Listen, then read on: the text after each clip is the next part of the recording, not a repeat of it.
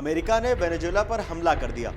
अमेरिकी राष्ट्रपति Donald Trump ने दावा किया कि वेनेजुएला के राष्ट्रपति निकोलस मादुरो और उनकी पत्नी को अमेरिकी सेना ने कैद कर लिया है और उन्हें देश से बाहर भेज दिया गया है। रूस, चीन, क्यूबा और ईरान जैसे देशों ने ट्रंप के इस एक्शन का कड़ा विरोध भी किया।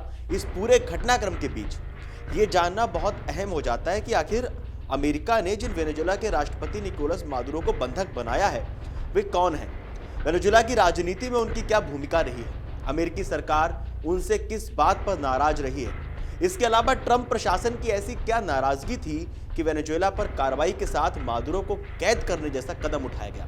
आइए समझते हैं। सबसे पहले बात करते हैं कि निकोलस मादुरो कौन है। एक बस ड्राइवर, राजनीति में जिसका मजाक उड़ा, एक बस ड्राइवर से राष्ट्रपति तक का सफर तय किया। बताया जाता है कि निकोलस मादुरो राजनीति में आने से पहले राजधानी काराकास में एक बस ड्राइवर थे। अपने इसी पेशे के दौरान ही पहली बार उनका राजनीति से परिचय तब हुआ जब उन्हें बस ड्राइवरों की यूनियन का नेता चुनाया गया। बताया जाता है कि यूनियन लीडर के तौर पर उन्होंने कई प्रदर्शनों में अहम भूमिका निभाई और एक वाम नेता के तौर पर स्थापित हुए। मजेदार बात यह है कि राजनीति में जब मादुरो की एंट्री हुई थी तब अधिकतर नेता उनकी बस ड्राइवर की पृष्ठभूमि का मजाक उड़ाते थे। हालांकि मादुरो ने इसका फायदा उठाया और अपनी पृष्ठभूमि के जरिए खुद की छवि जनता के आम आदमी के तौर पर पेश करनी शुरू कर दी। राजनीति में एंट्री से राष्ट्रपति बनने तक की क्या कहानी रही है? मादुरो वामपंथी राष्ट्रपति ह्यूगो चावेज के नेतृत्व में प्रमुखता से उभरे।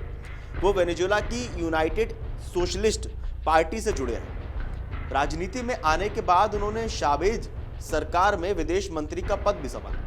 2012 में चावेज को कैंसर का पता चला और उन्होंने मादुरो को उपराष्ट्रपति नामित किया। चावेज ने मादुरो को अपना उत्तराधिकारी चुना था। मार्च 2013 में चावेज की मौत के बाद हुए चुनाव में मादुरो राष्ट्रपति बने। राष्ट्रपति बनते ही अमेरिका की आंखों में खटकने लगे मादुरो।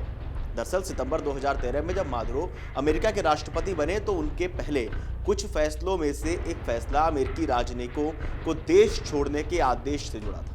मादुरो का आरोप था कि अमेरिकी राजनयिक वेनेजुएला में कई बिजली ग्रिडों को फेल करने की घटना में शामिल रहे।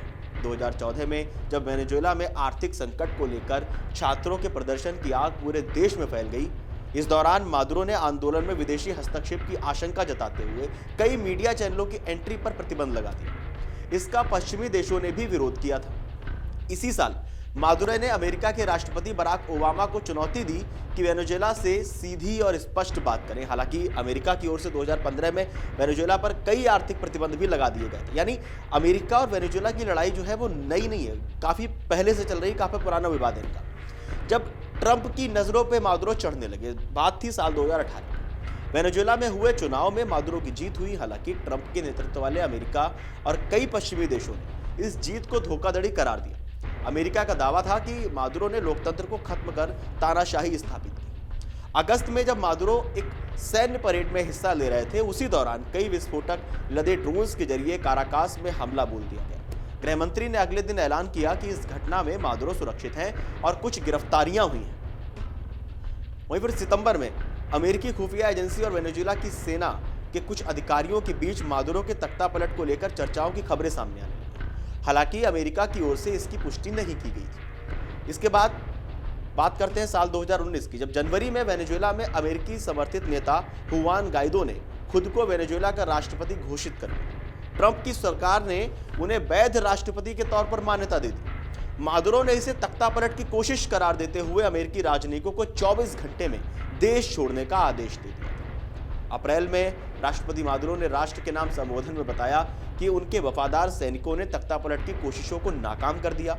उन्होंने इन कोशिशों के पीछे अमेरिकी राष्ट्रपति ट्रंप, उनके एनएसए जॉन बोल्टन को जिम्मेदार बताया। हालांकि ये जो पूरा विवाद है, अब जब ट्रंप ने यह दावा किया है कि उन्होंने वेनेजुएला के राष्ट्रपति निकोलस मादुरो को कैद कर लिया है, वो उनकी गिरफ्त में है, उनकी पत्नी भी उनके साथ। उस पर आप क्या कहना चाहते हैं इस पूरे विवाद को लेकर, अमेरिका और वेनेजुएला के विवाद को लेकर? हमें कमेंट करके जरूर बताओ। देश और दुनिया की तमाम बड़ी खबरें जानने के लिए देखते रहिए अमर उजाला।